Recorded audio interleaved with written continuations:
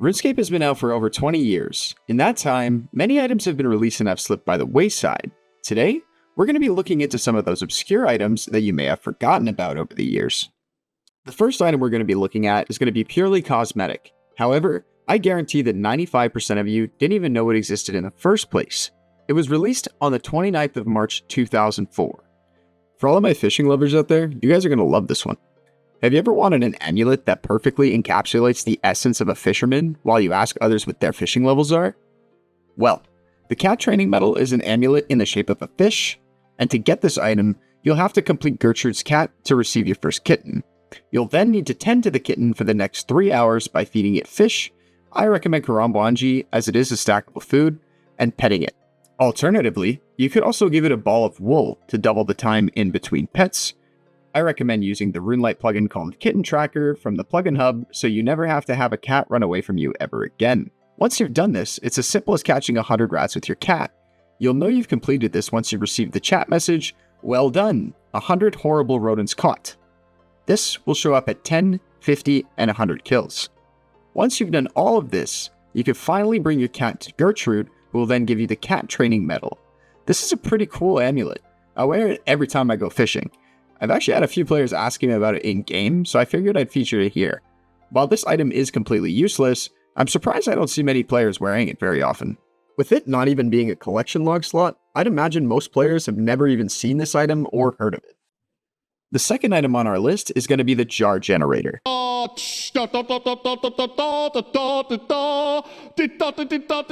This item is a weird one.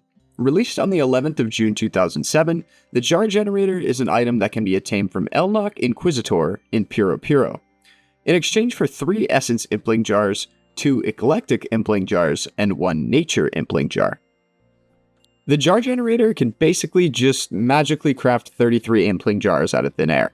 It's really not the most useful item in the game, since you can just buy Impling jars off the GE, or go get 10 free daily Impling jars off of Elnock, which is a pretty free way to obtain passive jars for Iron Man accounts, but it does have some interesting niche uses that I found out while I was looking up this item.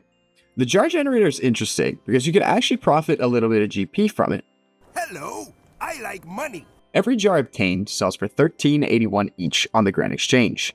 This nets you a whopping 443 GP each jar. Times that by 33, and that's 14,619 GP profit per generator. Now, you can only own 1 generator at a time, so I'd imagine this method isn't great for GP per hour, but it might be useful to some people out there looking to use it for early game GP, so I decided to include it here. Now, speaking of Implings, our third item kinda ties in with the last one, as it is also relevant to Impling hunting. However, I feel like 99% of players have never actually used one or even heard of it in the first place, as it is obtained from a very obscure NPC that nobody really likes going to see unless they absolutely have to. Hey man, I'm standing right here. Why do you have to talk to me like that? By speaking to the chemist in Remington, you can ask him about Impling hunting, to which he will give you the sieve. The sieve is supposed to be an item to help fight off the imps within Puro Puro that would literally steal your Implings. However, these always steal the first Impling in your inventory, so they're very exploitable. But what if I told you you never really have to worry about that at all? The imps within Puro Puro have a bug that seems to remove their aggression entirely after a game update if they catch someone with an Impling one time. Once they've caught an Impling, that's it. They're done until the next game update. They cannot catch your Implings again. That makes the sieve effectively a completely useless item. I included this item on the list as I myself had no idea it ever even existed. I discovered this item while doing research into the jar generator. Puro Puro is a really weird place. Moving along to our fourth item, this item actually does have some pretty cool mechanics to it, and can probably come in handy for some players out there in the mid-game or trying out raids for the first time. After you've started the Giant Dwarf quest, you'll be put into Keldagrim, an area added on the 31st of May 2005 to house many dwarves. Here, you can unlock a few useful things, such as the Blast Furnace, as well as a shortcut from the GE to Keldagrim via minecart. There are also many shops that were added here, as well as thieving stalls.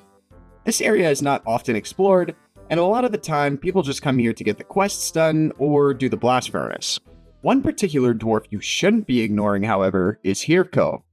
By talking to Hirko about crossbow ammo, he will offer to sell you a bolt pouch for 1500 coins. This bolt pouch is a very unique item, or at least it was, until the Dishonest Quiver was released.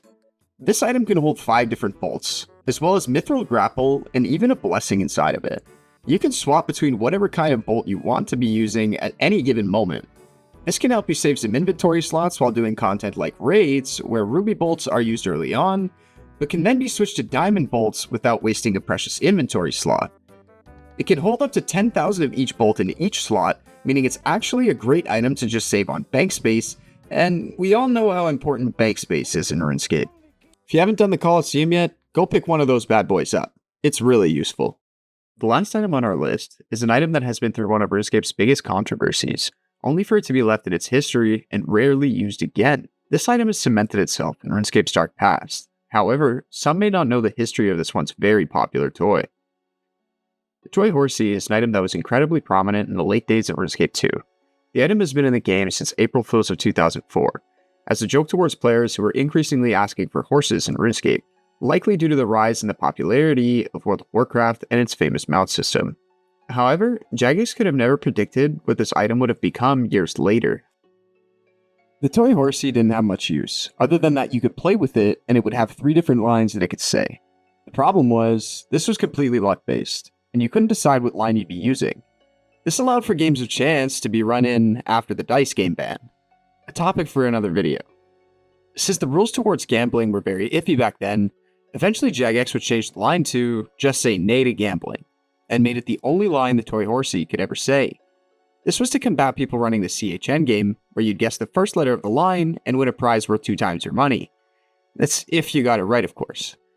Games of chance are now fully prohibited in RuneScape due to the vast amount of players who were selling their earnings for real-life money.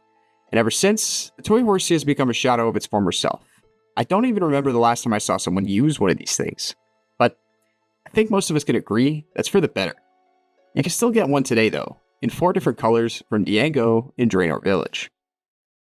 Hey guys, I just want to say thank you for the support on the last video. That was absolutely massive of you guys. If you guys could do the same thing on this video, that would be great. Just let me know what you guys want to see next.